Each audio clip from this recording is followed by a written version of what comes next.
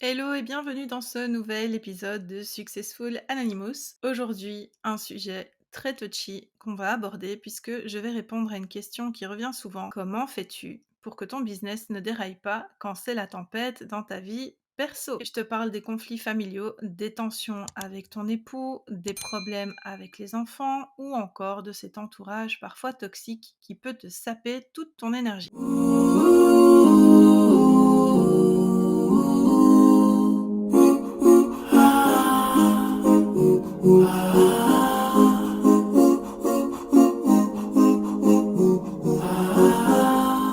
L'entourage toxique, c'est vicieux. Ça peut se manifester par des critiques négatives, des moqueries ou même juste un sentiment que les gens autour de toi te tirent vers le bas plutôt que de t'élever. Est-ce que tu as déjà ressenti que ta vie perso t'envahit tellement que ton business en pâtit? Le hic dans cette histoire, c'est que quand ta vie perso déconne, ça peut vraiment saboter tout ton boulot et même tes rêves d'entrepreneur. T'as déjà certainement entendu une version de ce qui suit. Ton boulot, c'est toi. Si ton boulot va mal, tu vas mal. Mais si tu vas mal, ton boulot ne peut pas aller bien non plus. Et l'inverse est vrai aussi. Donc si tout va bien niveau boulot, tu rayonnes. Et si quand dans ton foyer ou dans ton entourage, tous les indicateurs sont au beau fixe, tu es inarrêtable dans ton boulot. Je connais bien cette vibe, crois-moi. Moi, quand j'ai eu mes moments difficiles, j'avais l'impression que mon business allait plonger avec moi. J'ai plusieurs fois eu l'intention de tout plaquer, tout jeter à l'eau, fermer tous mes comptes.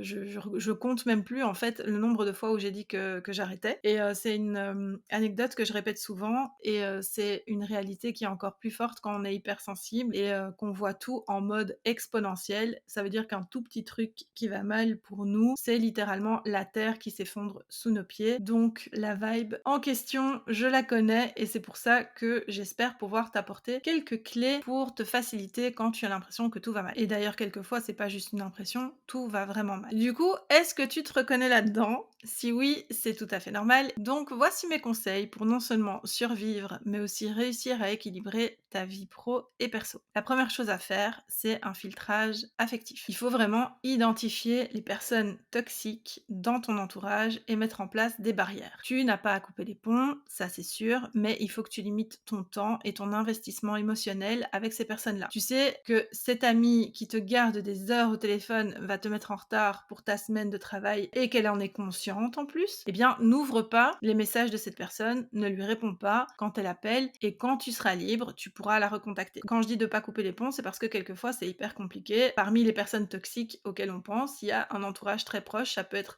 le mari, ça peut être le père, la mère, ou comme je viens de l'expliquer, une amie. Donc le but, c'est pas de couper les ponts avec tout le monde, mais c'est vraiment d'identifier qui pose problème, à cause de quel comportement, à cause de quel mécanisme, et s'en prémunir pour pouvoir continuer à avancer. Ensuite, il y a la possibilité d'une prise de conscience à l'écrit. Alors ça, c'est vraiment la clé et l'outil que j'aime beaucoup parce qu'il permet d'arrêter de ruminer tous ces mots qu'on t'a jetés à la figure et d'enfin vider ton cerveau, histoire de pouvoir faire de la place pour quelque chose de plus positif. Comment tu vas t'y prendre concrètement? Il suffit de prendre 2 feuilles de papier. Là, si t'es à la maison, posé tranquille en train de m'écouter et que tu as un carnet à côté de toi, je t'invite à le faire maintenant. Tu prends 2 feuilles. Sur la première feuille, tu vas pouvoir écrire les reproches qui t'ont été adressés et qui sont parfaitement légitimes. Sur la seconde feuille, tu fais la même chose mais avec ce qui t'est reproché et qui n'est pas du tout légitime. Pour la première feuille où c'est justifié, cette série de reproches qu'on te fait, il est temps de faire ce qu'on appelle une remise en question. Là, ça s'impose, un travail sur toi et une amélioration de toi-même. On va pas se voiler la face et on va pas se mentir, il y a personne qui est parfait ici, ni moi qui suis en train de te parler, ni toi qui es en train de m'écouter. Il y a des reproches qui sont difficiles à entendre, mais qu'il faut savoir entendre pour pouvoir effectivement s'améliorer et améliorer la qualité de vie aussi de notre entourage. Donc, s'il y a des choses qui vont pas, si ce qu'on te reproche, tu as l'honnêteté de l'accepter et le courage d'y faire face et de prendre les mesures qui s'imposent pour t'améliorer, eh bien vas-y, tu vas voir que ça va être que du plus. En revanche, pour cette seconde feuille, celle où tu as été écrire tous les reproches qu'on te fait et qui sont totalement injustifiés, il va falloir que tu les acceptes. Donc tu les lis, tu en prends conscience et tu acceptes que des personnes peuvent te reprocher ça. Ensuite, tu vas formuler à voix haute les raisons pour lesquelles c'est faux. Parce que, ok, ces gens pensent ça, je te demande pas de te mettre dans leur basket et d'imaginer pourquoi ils peuvent penser ça. En revanche, je te demande de formuler à voix haute les raisons pour lesquelles ce que ces personnes pensent sont fausse. Et puis ce papier, tu peux le prendre et le jeter à la poubelle. Ce que les gens te reprochent et qui traduit uniquement leur insécurité au final, tu pourras jamais rien y changer, même en te justifiant, même en argumentant avec eux, avec les meilleurs arguments du monde, hein. Tant qu'ils ne changent pas eux, tant qu'ils ne changent pas leur vision et leur avis, leur opinion sur ce que toi tu fais ou sur ce qu'ils te reprochent, tu pourras rien faire. Alors, à quoi bon te fatiguer?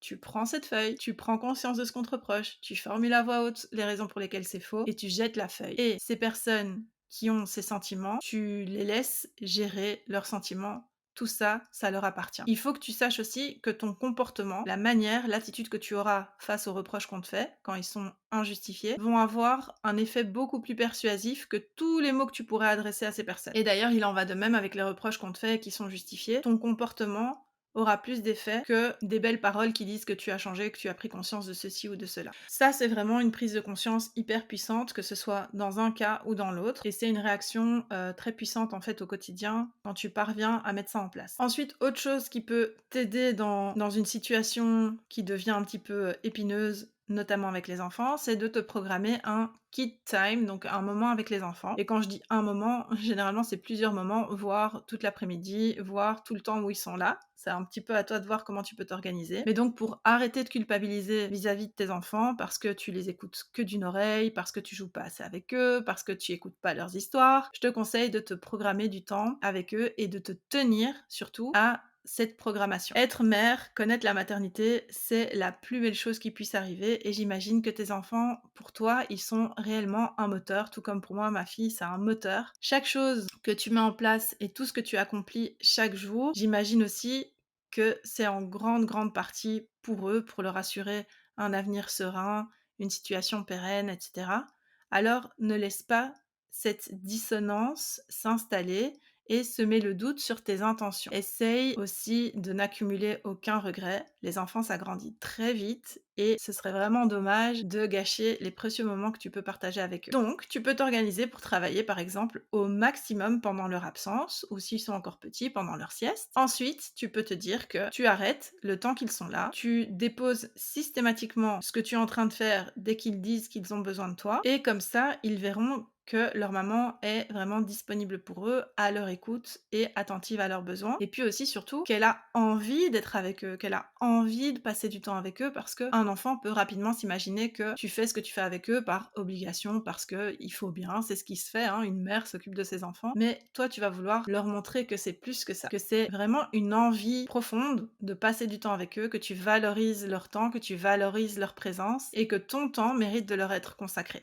Le petit bonus aussi, c'est de leur proposer spontanément de faire une activité avec toi. Tu vas voir leur réaction. À mon avis, ça, ce sera gold, comme on dit. Le quatrième outil que j'ai envie de te partager, c'est le SOS Buddy. Alors, comprends ça par SOS à un ami. Et c'est un outil qui est encore plus crucial si tu as un entourage toxique. Donc, l'idée, c'est de mettre en place un code d'urgence avec une amie fiable et bienveillante. Alors, il ne s'agit pas de communiquer avec elle uniquement quand ça ne va pas, mais bien d'être sereine et de te savoir en sécurité. Savoir que quelqu'un sera 100% à ton écoute le jour où tu lui enverras le fameux code et elle saura à ce moment-là que l'heure est très grave et que le pétage de durite est imminent. Et ça, c'est inversement valable également, forcément. Mais savoir que tu as cette personne et que ce système est en place est souvent suffisant pour n'avoir jamais à l'utiliser. Si tu veux, c'est un peu ta safe issue, ton bonus de la vie et je te souhaite vraiment d'avoir cette personne dans ta vie et d'être cette personne pour quelqu'un aussi. Oui, c'était la séquence bisounours.